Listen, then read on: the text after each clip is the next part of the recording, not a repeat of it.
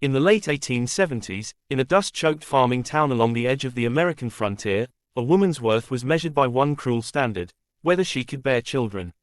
Her name was Eliza Mayfield, and by the age of 24, the town had already decided she had failed. She had been married once. Not for love, but for survival, like most women back then. For 3 long years, she prayed, waited, and endured whispers every time another cradle sat empty. When no child came, the blame fell squarely on her. No doctor questioned it. No one ever did. When her husband died of a fever one harsh winter, Eliza returned to her parents' farm believing, foolishly, that blood would still mean safety. She was wrong. Food was scarce, debts were growing, and in that world, a woman who couldn't produce heirs was seen as a burden, not a blessing. Her own father avoided her eyes when he told her the decision had already been made.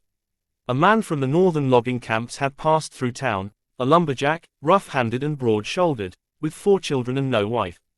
He needed a woman to keep his home running. Someone quiet, someone strong, someone expendable, and Eliza was offered in exchange for money and supplies. She stood in the barn while the men talked about her like she wasn't there. Her mother cried, but didn't protest. Tears didn't stop hunger. That night, Eliza packed her belongings: 2 dresses, a Bible, and a locket that once belonged to her grandmother. As dawn broke, she climbed into the wagon without a word. She had learned long ago that begging only made things worse. The journey north was long and cold. Forests replaced fields. Towns disappeared. Silence became her companion. The man beside her, Caleb Walker, barely spoke. His face was worn, not cruel. His eyes held exhaustion more than judgment. He never asked why she was unwanted. Never asked why she had no children of her own. After 3 days, they reached a small log cabin tucked deep among towering pines. Smoke curled from the chimney. 4 children stood outside, watching. They didn't smile. They didn't speak. They simply stared, as if afraid she might disappear too. Eliza stepped down from the wagon, her boots sinking into the snow, her heart pounding with fear she refused to show. She had been sold once. She didn't know yet if this place would save her, or break her completely. Eliza learned quickly that the cabin was not a home. It was a place where grief lived quietly in every corner. Caleb Walker showed her where things were kept, spoke only when necessary, and then left before sunrise the next morning to work the timber line. His absence felt intentional, as if he didn't want to watch her fail. The children stayed back. There were 4 of them, 3 boys and 1 girl.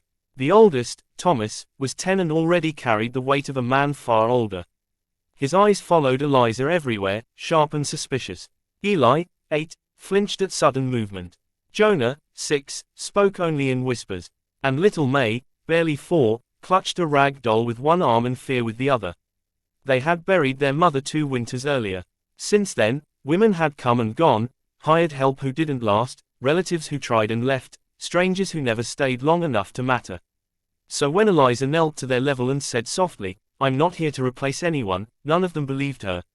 The first weeks were brutal. Meals went untouched. Instructions were ignored. The boys tested her limits, not out of cruelty, but survival. May cried at night, calling for a mother who would never answer. Eliza said nothing about the rejection. She had known worse. Instead, she worked. She rose before dawn, chopped wood until her palms split, and learned the rhythm of the household without forcing herself into it. She cooked simply, never wasting food. She mended clothes quietly. She sang to herself when she thought no one could hear. One night, while washing dishes, she felt small fingers tug at her dress. May. The child didn't speak. She simply leaned against Eliza's leg and stayed there. Eliza froze, afraid even breathing might break the moment. From then on, small changes began. Jonah started sitting closer at the table. Eli asked for help with his boots. Thomas remained distant, but he watched. Caleb noticed too. He said nothing at first, but his eyes softened when he saw full plates and quieter nights. Still, he kept his distance, careful not to expect too much. Then came the night the truth nearly destroyed everything.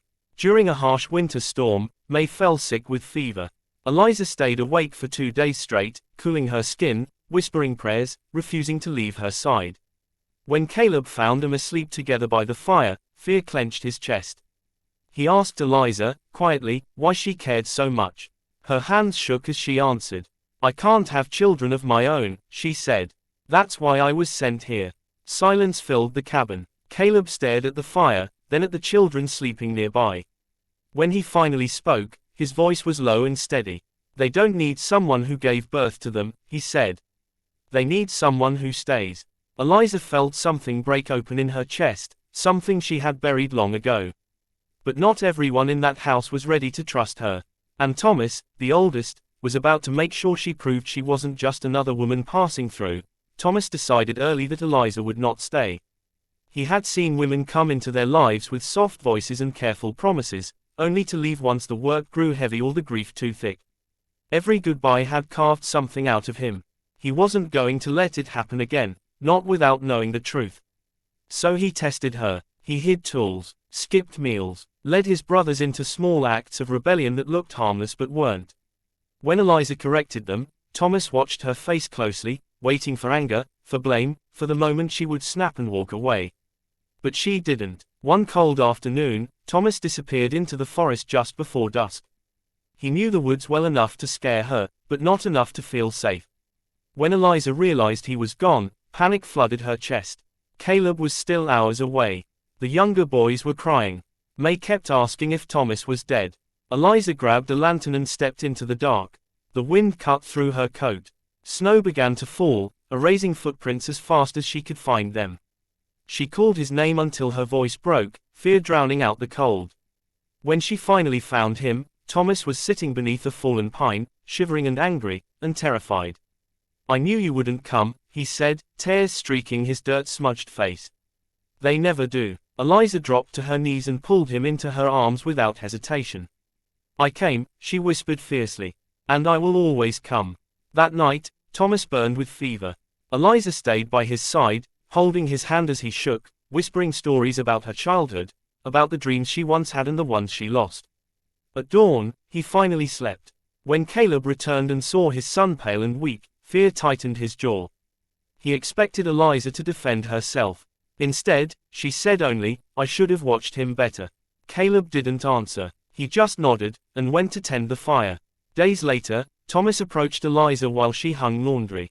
He handed her a small wooden carving, a crude bird he had been working on for weeks. For you, he muttered. In case you stay. Eliza knelt and accepted it with trembling hands. I'm not leaving, she said. Not unless you ask me to.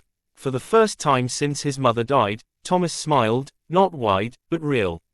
Caleb watched from the doorway, something heavy lifting from his chest. He had brought Eliza here out of necessity, not hope.